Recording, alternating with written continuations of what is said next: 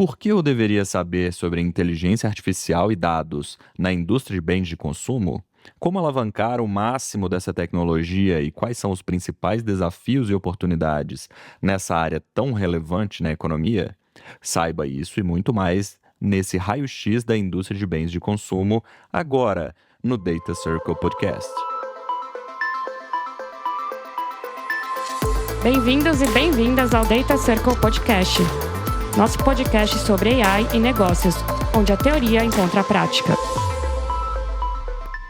Salve, salve, membros do Data Circle, a nossa comunidade que une a tecnologia com os negócios. Estamos aqui para mais um episódio do Data Circle Podcast, em oferecimento da Artefact. E hoje, como de costume, nossos convidados especiais, Oli. Oi. Bem-vinda novamente Obrigada. aqui ao podcast. Animada, feliz de estar aqui, como sempre. E novamente, Rafael Melo. Especial, super especial. Bom. Partner na Artefact também, participando de novo aqui com a gente. Tudo bom, Rafa? Tudo bem, tava com saudade, fazia tempo que eu não vim aqui, né? Pois é. Bom, hoje como tema a gente tem um assunto que impacta a vida de todo mundo, que é a indústria de bens de consumo, né? A Artefact está desenvolvendo uma campanha relacionada a esse tema e como aplicar a tecnologia com impacto na indústria de bens de consumo. E hoje a gente trouxe um pouco do conteúdo dessa campanha para a gente discutir aqui. Então, Rafa, Oli, se vocês quiserem dar um apanhado geral aí sobre o tema. Legal. Bom, vou começar tentando dar um contexto maior aqui, né? Então, nós da Artefact, então a Artefact já existe na América Latina, né? Vai fazer 7 anos, né? Agora. E então a gente já passou por muitos projetos de dados e inteligência artificial, né? Então tem muitas pessoas que estão desde o começo, né? Eu e a Oli estamos desde praticamente quando começou aqui a Artefact no Brasil inicialmente. Então a gente tem uma experiência muito grande, né? E agora, crescendo, né, a gente tem um objetivo para os próximos anos de impactar também cada vez mais a comunidade e a sociedade, né? Então, sair ali do âmbito empresas, né, e impactar a comunidade e sociedade também. Então, a gente está com esse objetivo de lançar alguns conteúdos sobre dados e inteligência artificial focado em indústrias e setores que são importantes para a América Latina, né? Então, a gente vai começar com esse de bens de consumo, né? Que é o tema de hoje, né? O e-book que a gente está lançando. É um dos tipos de conteúdo, né, que a gente está começando, mas depois vocês vão ver aí, a gente vai fazer um crossover bastante aí com o podcast também para lançar, vai ter alguns convidados especiais, né, que vão participar também tanto da confecção ali dos conteúdos quanto do podcast. E também não vai ser só sobre indústrias, né? Vai ter um foco também para algumas áreas de negócio e soluções específicas para essas áreas de negócio. Então, assim, quem quer se inteirar pelo tema, né? Talvez aquele executivo de negócio ou qualquer pessoa, tanto de negócio quanto de dados, né? Mas talvez as pessoas que trabalham já com dados já estejam mais... já estejam mais inteiradas do assunto. Acho que acompanhar isso, esse book de bens de consumo, por exemplo, acho que vai ser uma bela forma compreensiva de ver tudo que é possível fazer ou qual que deveriam ser as prioridades. Legal. Bom, acho que a gente pode começar, então, pelos desafios na indústria do bem de consumo, né? Acho que, basicamente, a aplicação da tecnologia, ela sempre ocorre em resposta a desafios de negócio. É o que a gente sempre fala aqui, que a tecnologia ela só existe, ela só tem alguma função a partir do momento em que existe um negócio por trás que é acelerado por essa tecnologia. E nesse contexto, quais seriam os principais desafios aqui da indústria de bens de consumo que a gente poderia começar a falar aqui para ver como que essa tecnologia pode ser aplicada na prática? Sim. Bom, o Rafa comentou, né, que a Artefact tem bastante experiência agora com as maiores CPGs, eu diria, né? E a gente começou a mapear muito bem, né, os desafios aqui nessa indústria que é bastante complexa, né? Que tem uma cadeia de valor complexa, que, bom, se refere a produtos que são produtos com alta rotatividade, alta frequência de compras, onde os manufacturers... A gente não fala de bens de luxo, né? A gente fala realmente dos produtos de alimentação, cosméticos, que você vai comprar no supermercado. E aí, geralmente, os manufacturers, eles precisam de altos volumes, né, de vendas, para conseguir alcançar uma profitabilidade, um lucro importante. E então é um mercado muito competitivo também, né? Onde as marcas sempre precisam garantir a preferência do consumidor, sempre precisam inovar. E acho que até tem um movimento no mercado hoje dos consumidores também que são cada vez mais exigentes, que querem mais sustentabilidade, produtos respeitosos do meio ambiente e tal. Então, tem esse desafio de captar o consumidor, né? E ter essa preferência no mercado. E por conta dessa cadeia de valor super complexa de produtos que precisam ser replenished, né? De forma frequente, nem sei como falar isso em português. Pensados, não sei. Tem muitos desafios atrás também em relação à supply chain. Para garantir que na hora certa, com os volumes certos, você vai conseguir atender a demanda. Então é isso, né? Acho que para resumir, tem uma necessidade de entender o que o consumidor final quer, conseguir conectar com as necessidades do consumidor, inovar de forma muito rápida para ser competitivo e garantir que toda a cadeia de suprimentos atrás está pronta para atender o mercado. E aí, Rafa, tem mais desafios, talvez. Não, acho que duas coisas que eu citaria. Então, você falou de cadeia de suprimentos complexa, né? Porque principalmente quando a gente fala de empresas de indústria, né, de bens de consumo, muitas vezes cada empresa vai ter uma estratégia diferente em como distribuir o seu produto para o cliente final, né? Então, até esse produto chegar na mão do consumidor, talvez, né? Como consumidor, a gente, né, acaba vendo ali, né, vendo só uma ponta, mas tem diferentes formas de distribuição. Então, quando uma grande empresa de bens de consumo, né, vai distribuir, ela vai tentar dividir ali os seus pontos de vendas em canais diferentes, né? Então, para cada canal, para cada tamanho de ponto de venda, ela vai ter uma estratégia diferente. Então, se o ponto de venda é muito grande, faz sentido você negociar diretamente ali com uma rede, por exemplo, de supermercados, mas se for pequeno, talvez a empresa pode ter uma estratégia de entregar para um distribuidor, e esse distribuidor que vai fazer a distribuição para os pequenos, né? Tem diferenças de não só de tamanho, mas tipo de estabelecimento também. Tem empresas, por exemplo, que terceirizam toda essa parte da distribuição para os pequenos, talvez por não ter uma cadeia logística que vai conseguir captar ali, ou que vai conseguir ter uma capilaridade para atingir todo o país, por exemplo, né? A gente sabe que a logística do Brasil não é nada simples. Então, tem todas essas possibilidades. E, além disso, né, um negócio que a gente sempre quando a gente vai conversar com uma empresa de bens de consumo, uma das grandes dificuldades é ter a informação final, né, do consumidor final.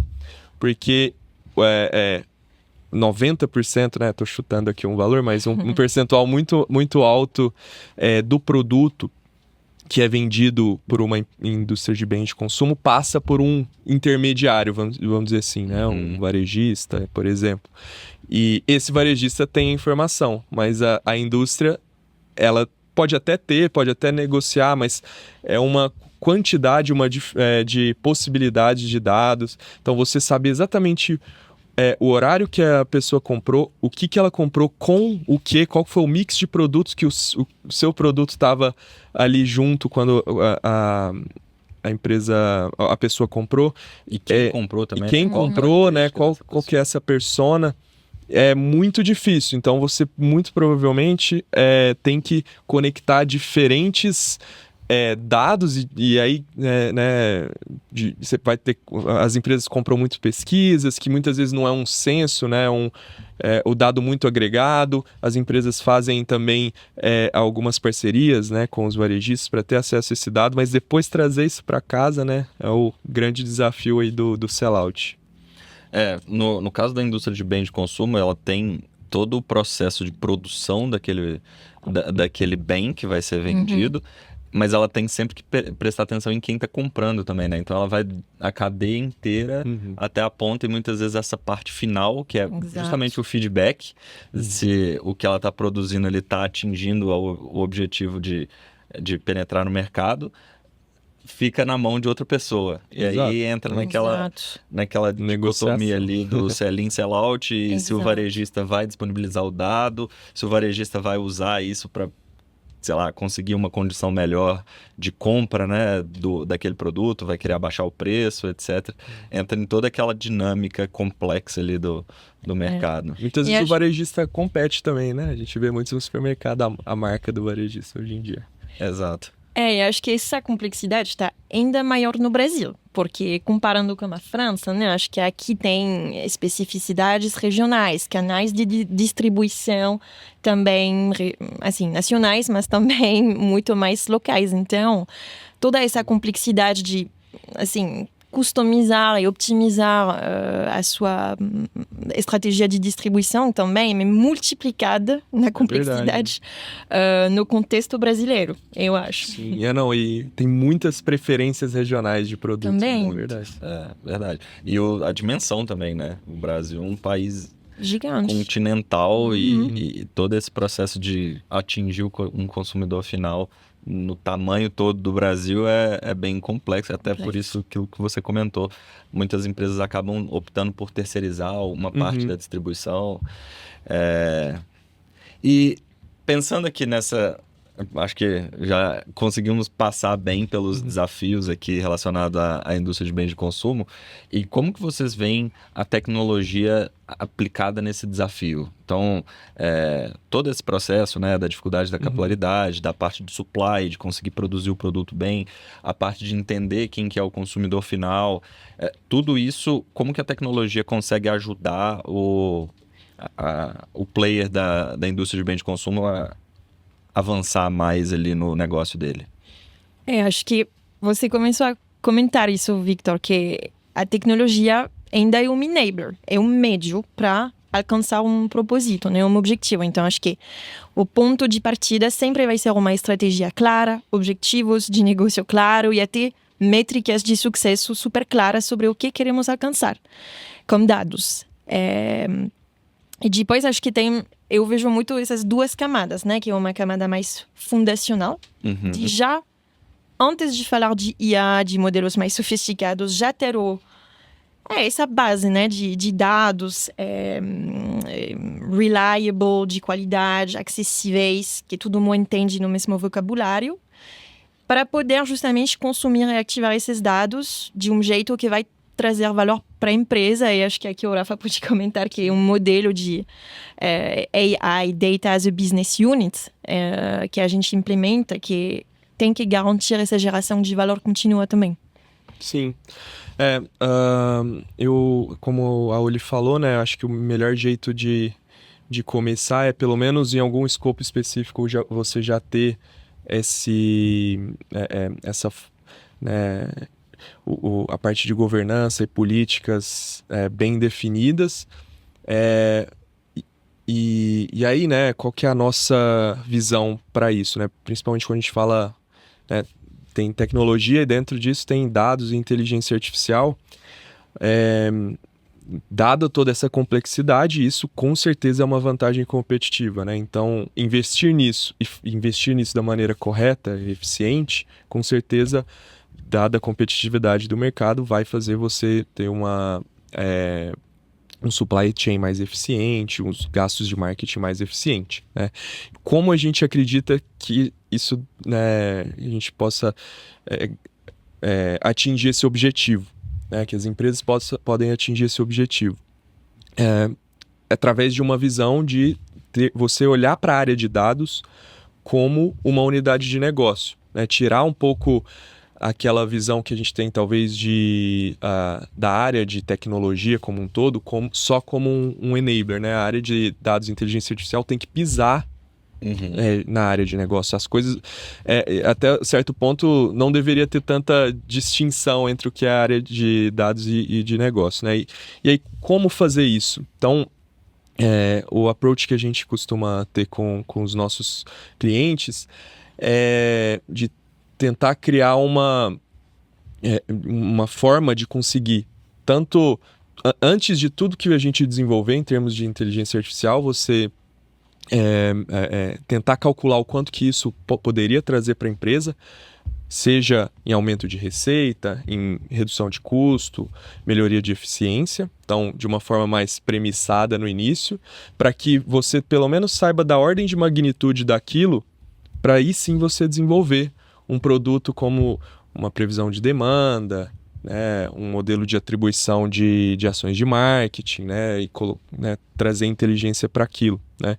Então, e aí depois de desenvolver, você testar isso em algum contexto específico e realmente provar que aquele valor existe, né? Então, isso é uma possibilidade de metodologia, né? Então, isso ser muito alinhado também com as áreas de finanças da empresa, para que, né, depois, quando você pedir investimento, quando você crescer o seu time de dados, né, você não esteja falando de custo, né? Você está falando, tá, se eu ter um time, um squad para fazer esse produto, eu posso trazer X milhões mais de receita para a empresa. Então, a discussão sai do o que você vai fazer para o quanto você pode trazer. Não, legal. Acho que a ideia, pelo menos os princípios ali por trás dessa ideia de AI como uma unidade de negócio, é justamente de trazer a tecnologia mais para perto do negócio. E aí você falou um ponto importante que é estar alinhado com a área de finanças, que é muitas vezes o principal desafio na hora de vender um projeto de tecnologia, e eu digo até para os próprios times internos das empresas, é de, beleza, você está querendo esse budget aqui, mas o que eu ganho com isso? Ah, não, a nossa vida vai melhorar. Tá, beleza, mas o que eu ganho com isso? Conseguir quantificar o ganho através do desenvolvimento dos use cases acaba viabilizando muito mais investimento, né? Porque aí a pessoa que não está ali na área diretamente ligada, né, que seria a pessoa de finanças, consegue enxergar o ROI ali daquilo que está sendo investido. No final das contas, é a tecnologia aumentando a capacidade do negócio. E até porque quando você vai começar essa jornada dentro da empresa, né, todo mundo, né, eu acho que como está no hype, todo mundo já está olhando, quero ver resultado. Então, começar já com uma metodologia dessa forma e talvez focando naqueles desafios, né, que, vamos dizer assim, são mais fáceis e mais tangíveis de se mensurar, já tira um pouco a ansiedade ali dos envolvidos, dos executivos de negócio, de que será mesmo que tem valor ali, né? Então, por isso a gente sempre indica começar por esses, né? Até quando vai priorizar os cases, começar por aqueles que são mais fáceis de mensurar. E aí depois vai tirando um pouco, né, dessa ansiedade, vamos dizer assim, as pessoas vão querendo correr mais riscos, e aí sim você pode explorar, porque nem tudo, né, 100% mensurável, né? Algumas coisas talvez você vai ter que utilizar ali algumas premissas. Até pegando um gancho aqui do que você comentou, que nem tudo é 100% mensurável, acho que isso cabe muito na parte, principalmente da parte fundacional de dados, né? Como Sim. você vai mensurar o ganho de uma governança de dados bem feita, ou de uma plataforma de dados bem estruturada na companhia.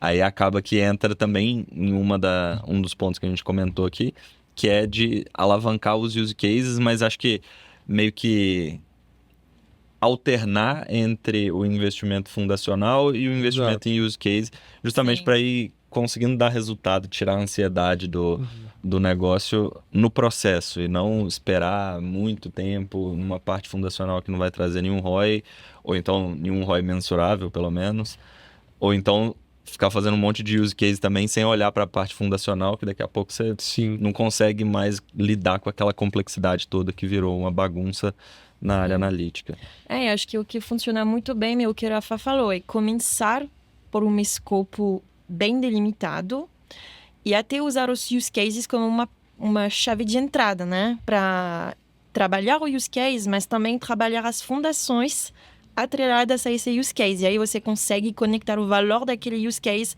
com essa parte mais fundacional, né? E justificar melhor o valor também. Então, acho que em vez de começar grandes programas de governança de dados, que são, assim, demorados, né? A gente costuma entrar justamente por um use case específico e também começar a atacar essa parte mais de data platform e tal. Em paralelo. Pequeno, né? É tipo um governance by design, né? Mais uma buzzword para vocês darem. Governance by design. Gostei. E a gente tá falando aqui de use case. Acho que dá pra gente explorar um pouco mais, né? Dentro do contexto de... a gente comentou alguns já, mas acho que entrar um pouco mais no detalhe. Quais seriam use cases, por exemplo, relacionados a esses desafios que a gente falou no início, que a gente poderia citar aqui para quem tá ouvindo ou assistindo aqui o podcast e tá curioso para saber, putz, e aí? Beleza, legal desenvolver use case, mas o quê? Começar? Pode ser, vou pensar focando mais na parte de supply chain, né? Como a gente citou bastante esse desafio. Bom, supply chain, né? Um grande objetivo é você tentar saber a demanda, né? Então tem essa pergunta, quanto que a gente vai vender, né?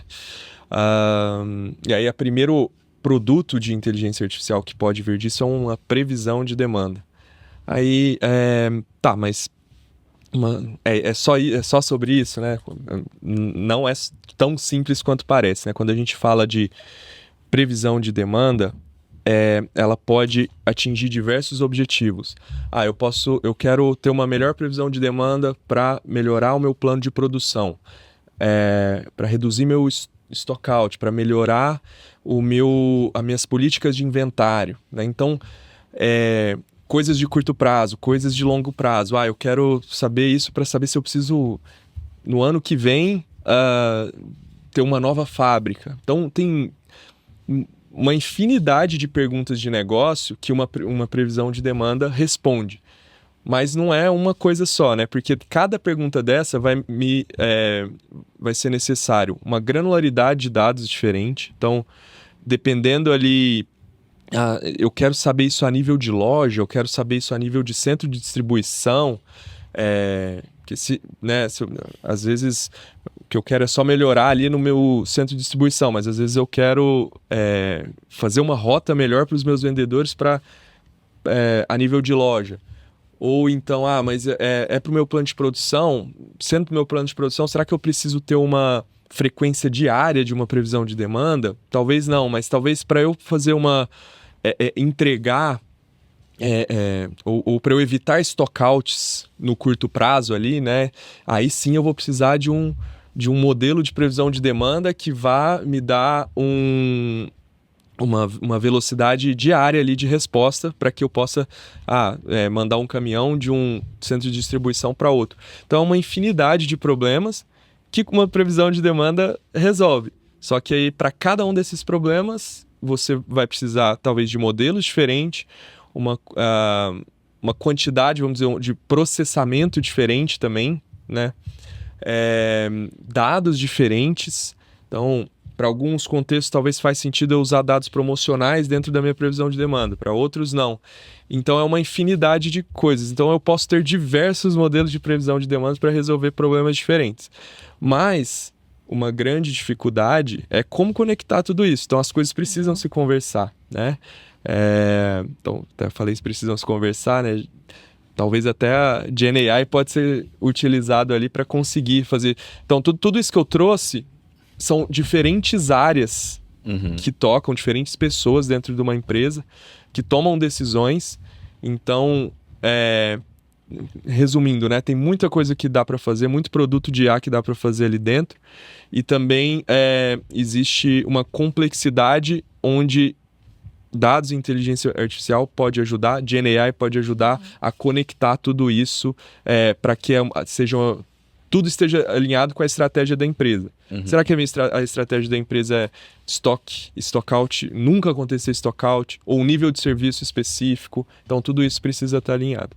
E aí acaba que, nesse exemplo que você deu, a previsão de demanda, que já é um use case por si só, acaba servindo como um habilitador de diversos outros, né? Então, Sim. se você consegue fazer uma previsão de demanda bem feita, você consegue otimizar seu estoque. Aí a otimização do estoque já é outro use case que você vai fazer aquela otimização específica. Inclusive, sobre esse ponto, acho que vale citar, porque eu acho que toda vez que a gente leva essa possibilidade para algum cliente ou possível cliente de indústria de bens de consumo, todo mundo fala, nossa, isso é muito massa ter isso implementado, né? Que é você ter uma otimização de política de inventário. Então, para planejar certinho ali o quanto que você deveria ter de estoque seguro, qual que é o mínimo estoque, o estoque target, o que você precisa, né? De uma previsão de demanda, mas ela precisa estar conectada a uma infinidade de restrições que você tem por centro de distribuição. No final, isso pode ser transformado numa equação de custo, vamos dizer assim, onde você tem alguns parâmetros e aí você tem algumas restrições, e aí com poder computacional, né, e bastante matemática envolvida, você pode ter uma recomendação de, dado o seu plano de produção, qual que é a melhor entrega que você pode ter para o seu centro de distribuição, baseado em alguns parâmetros, como nível de serviço. Eu quero manter um nível de serviço. Esse cliente aqui, né, vamos dizer que é uma grande rede, eu preciso ter um nível de serviço mais alto porque isso está em contrato, tá bom? Então, isso é uma restrição do seu modelo. Eu não quero ter stock out de jeito nenhum. Beleza, então isso vai ser uma restrição do seu modelo. Talvez o seu nível seguro de estoque ele vai ter que ser um pouquinho maior. Isso pode ser definido na granularidade do centro de distribuição e facilitar muito a tomada de decisão, né? Para ajudar muito as equipes que têm que tomar decisão em relação ao estoque a ser mais eficiente. E aí pode ser tanto otimização de política de estoque para produto acabado, quanto até para matéria-prima também, né? Se for pensar sim. também na... É verdade. Tem esse ponto. Então, tudo que eu falei aqui vale também para matéria-prima. Legal. E isso é um dos exemplos, né? A gente está falando aqui, a gente falou de previsão de demanda como um habilitador, um segundo com a política de estoque bebendo da fonte dessa previsão de demanda, e tem ainda otimização de transporte, rotas, roteirização, igual você comentou ali, da roteirização do vendedor, roteirização também da distribuição do produto. Tem uma infinidade de outros. Infinidade de coisas. Principalmente, quando a gente fala de supply chain, a gente sempre vai estar falando muito, pelo menos vamos dizer assim, né, os primeiros, né, vão ser sempre relacionados à previsão e otimização logística, né? Então, esses temas sempre vão estar envolvidos quando a gente fala de supply chain e, assim, bastante restrição. Tem um outro tema forte também que eu acho que cada vez mais a gente vai falar e que está ligado à supply chain, que é o tributário, né? Então, a gente vive num país com vários estados, que várias tributações diferentes. Eu ainda sinto uma certa dificuldade ou pé atrás, vamos dizer assim, para a gente, né, eu diria que o nível de maturidade é um pouco maior, né? Porque é bem, bem complicado ali de ler as diferentes tributações que a gente tem no país. Acaba principalmente para os grandes produtores, né, as grandes empresas, e isso acaba gerando um resultado muito grande, né? Se eu produzo num estado que tem uma tributação mais pesada, ou se eu produzo em outro estado que tem uma tributação um pouco mais leve, quanto em cada um deles. Exato. Então, isso pode ser restrições de modelo de otimização, né? Legal. Acho que aqui a gente falou bastante sobre use cases relacionados à parte de supply, né? A parte produtiva e tudo mais, mas a cadeia de valor continua até o varejista, até o consumidor final. E dessa parte aí para frente, acho que tem bastante coisa para explorar também, né? Tem muitas. Acho que olhando mais pro lado do marketing das áreas comerciais, a gente falou no início, né, que um grande desafio é de ver o impacto, por exemplo, das ações promocionais, do investimento em mídia, campanhas, nas vendas finais, né? Porque tem esse intermediário, né, no meio, que é o distribuidor. E quando a gente fala de vendas finais, a gente fala de sellout, né? Que é uma métrica que bom, todas as brands olham de forma muito importante.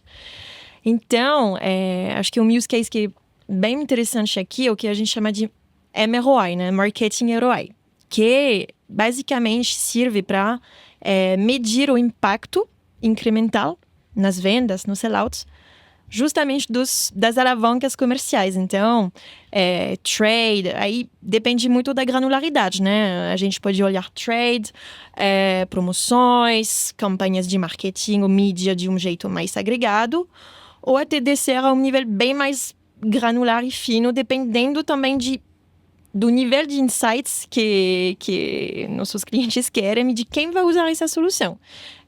Então, a gente poderia também ter soluções que vão olhar para campanhas por campanhas, canal de mídia por canal de mídia, quanto que o YouTube vai me trazer de vendas incrementais.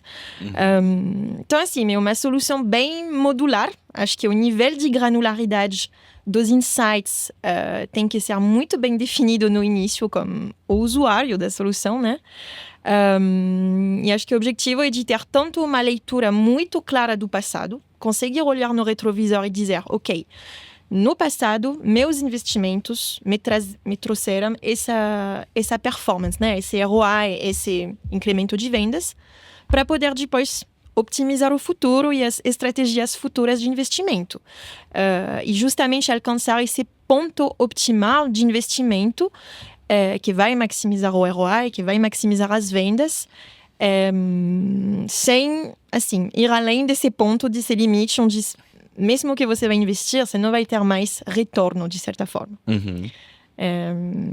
Rafa conhece bem. Sim, já trabalhou bastante com esse tipo de solução. E até um approach novo, né? Que eu acho que, pelo menos aqui no Brasil, eu não vi nenhuma empresa ainda aplicando diretamente, né? Talvez tenha, só não tenho conhecimento.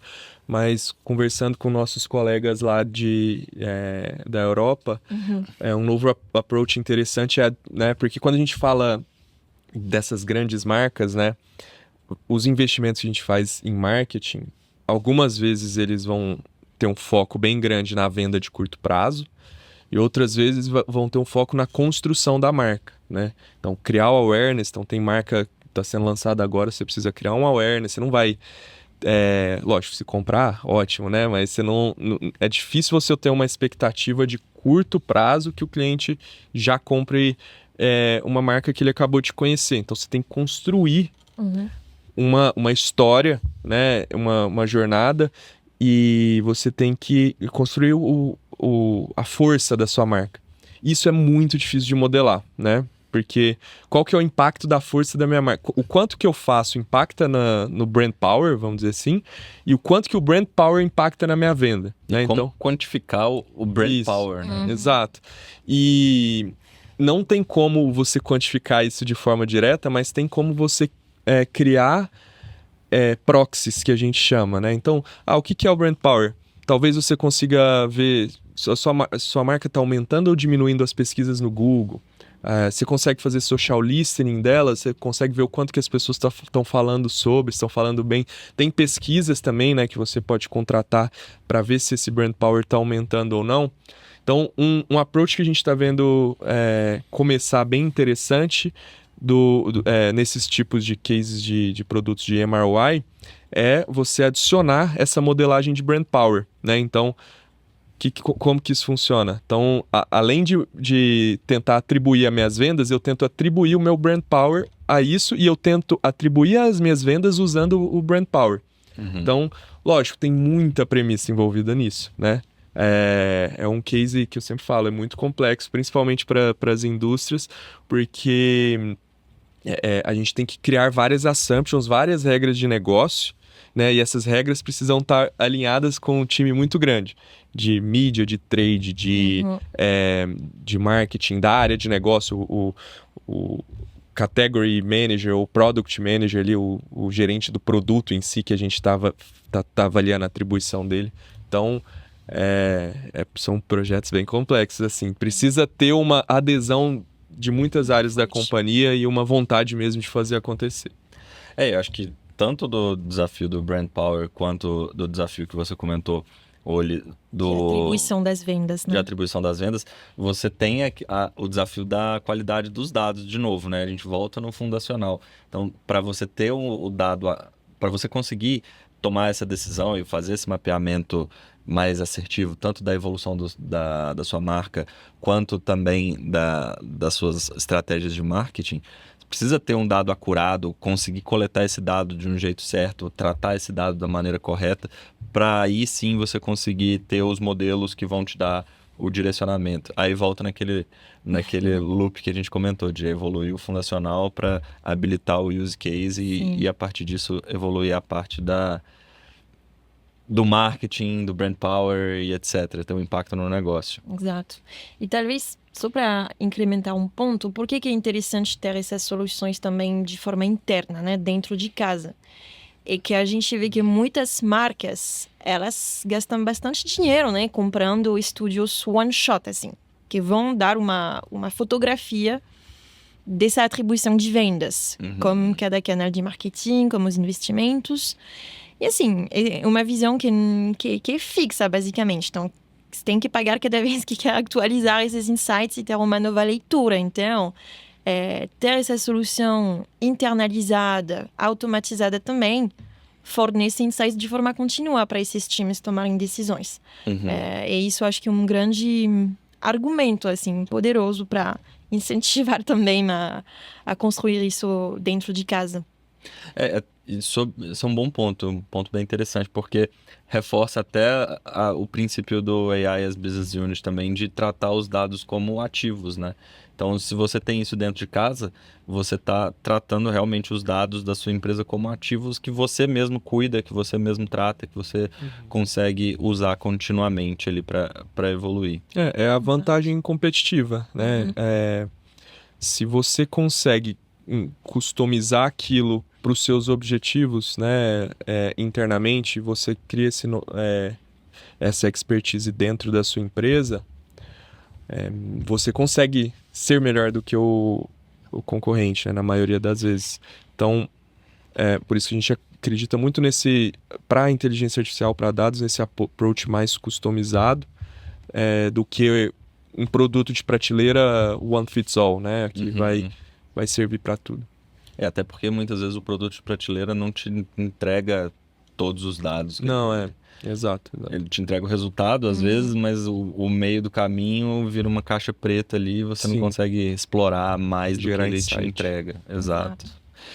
E acho que, bom, de tudo isso aqui que a gente falou, já dá para ver que tem uma infinidade de coisas que dá para explorar dentro de bens de consumo. Importante, né? Desses assuntos a gente deu Desculpa te cortar. Sem problema. A gente deu uma pincelada aqui em algumas possibilidades, mas vai vir conteúdo sobre produtos de inteligência artificial para marketing, para focados em supply chain. Então, eu não tenho certeza se vai ter e-book de tudo, né? Mas eu acho que para esses dois, principalmente, a gente vai ter e-book, vai ter podcast, várias possibilidades. Isso que o Rafa está falando, são campanhas ao longo do ano que vão acontecendo, que a gente vai aprofundando cada vez mais nesses temas específicos. Exatamente. Né? Boa, bem lembrado, Rafa.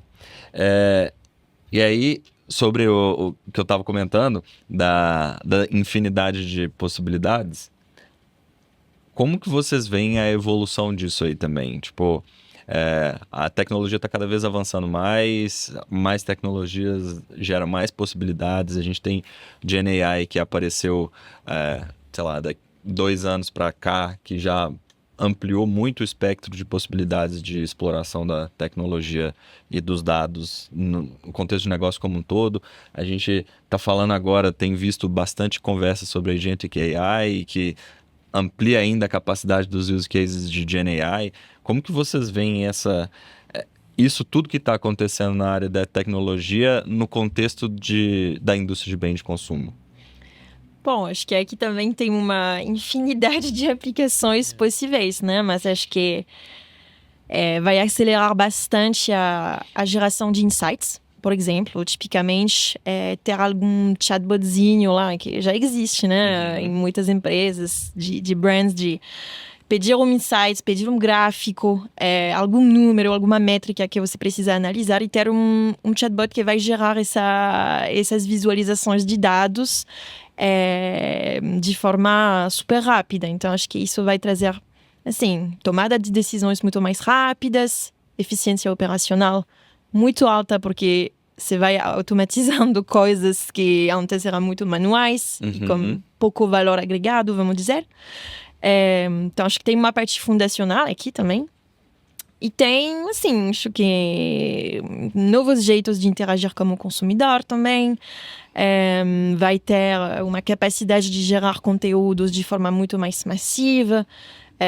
E de absorver toda essa complexidade que a gente mencionou no início, né? De, sei lá, canais de distribuição, números de produtos, de SKUs, etc.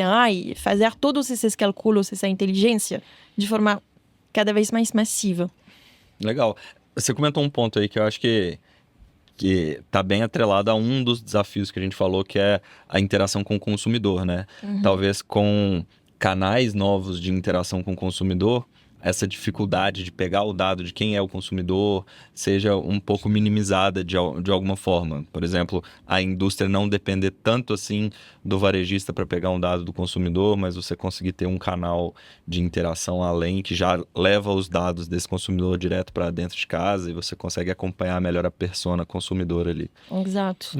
Pensando aqui agora. Não, faz sentido. Acho que é uma dificuldade grande, né? E acho que a indústria sempre está tentando fazer isso através dos programas de fidelidade ali, por exemplo.